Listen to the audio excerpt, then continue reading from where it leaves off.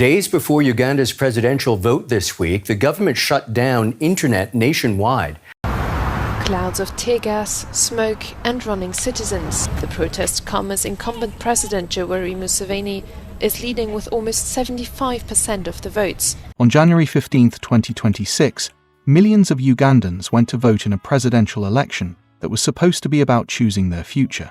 By January 17th, the internet was still shut down. The opposition leader was in hiding after escaping a raid on his house. At least 7 people were dead from overnight violence, and the 81-year-old president, who's been in power since 1986, had been declared the winner with over 73% of the vote. What happened in Uganda over those 3 days tells you everything about how elections work when a leader has controlled a country for nearly 40 years and has no intention of leaving. Yoweri Museveni came to power on January 26, 1986, after leading a 5-year guerrilla war against the military regime of General Tito Okello. He was 42 years old. He promised fundamental change, democracy, and an end to the violence that had destroyed Uganda under Idi Amin and Milton Obote. He formed a broad-based government and started rebuilding a country that had been torn apart by 2 decades of dictatorship. For years, Western governments praised him as part of a new generation of African leaders who would bring stability and economic growth. 40 years later, Museveni is still in power. He's won 7 consecutive elections. He's 81 years old. His son, General Muhoozi Kainerugaba, commands the military and posts on social media about assuming power when his father steps down. And the man who promised democracy in 1986 now presides over what many describe as an increasingly authoritarian system, where opposition leaders get beaten, detained, and silenced. The 2026 election was a rematch between Museveni and Bobi Wine, a 43-year-old former pop star whose real name is Robert Kyagulanyi. Wine challenged Museveni in 2021 and lost with 35% of the vote to Museveni's 58%.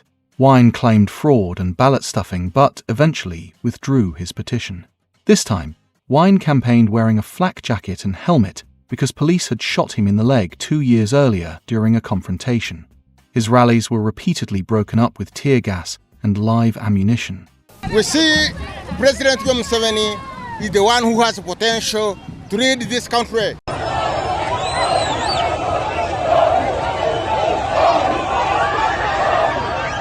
At least 1 person was killed during the campaign.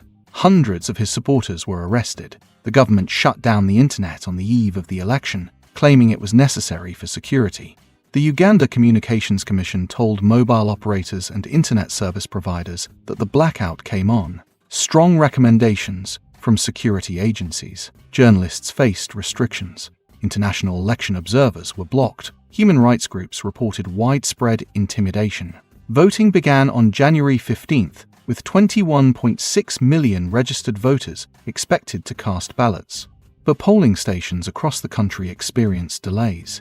Some didn't open until 4 hours after the scheduled 7 a.m. start time because of what officials called technical challenges.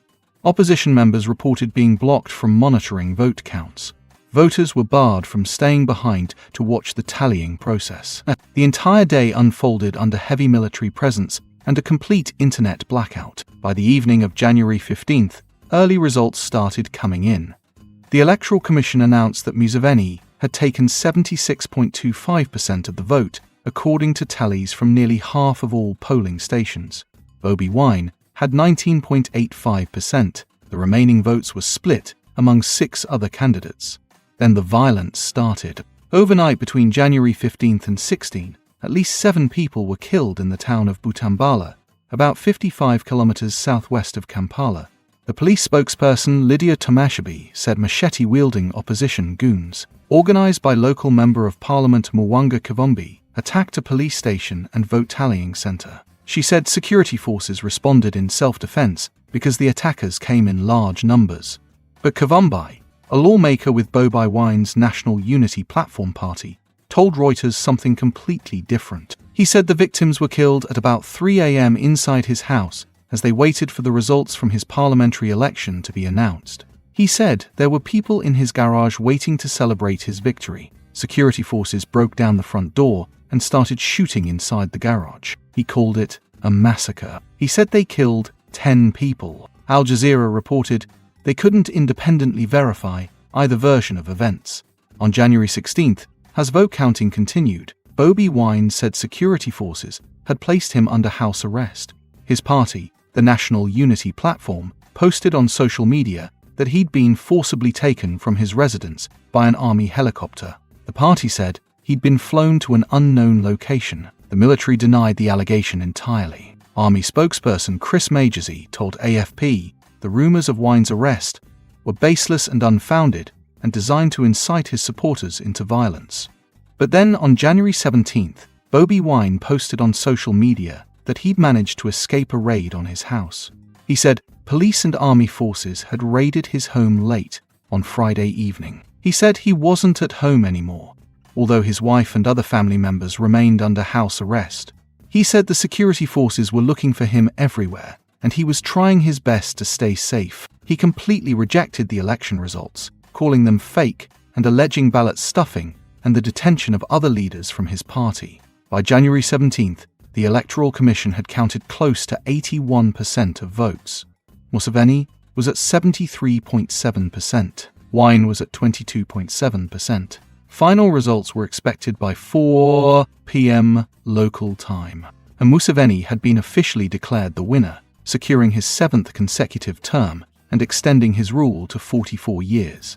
Here's what makes this election different from previous ones. It's not that violence happened. Violence has been part of Ugandan elections for years. In 2021, protests and clashes resulted in dozens of deaths. The European Union highlighted internet blackouts, harassment of opposition leaders, and media suppression. What's different is that the pretense has completely fallen away. Museveni no longer pretends to be transitioning Uganda toward democracy. In a New Year's Eve address on December 31, 2025, he recommended that security forces use more tear gas to break up crowds of what he called the criminal opposition. He defended the use of tear gas on Bobi Wine supporters by saying, "It doesn't kill, it is much better than using live bullets." Amnesty International said the election campaign was marred by a brutal campaign of repression against the opposition, citing the use of tear gas, pepper spray, beatings, and other acts of violence.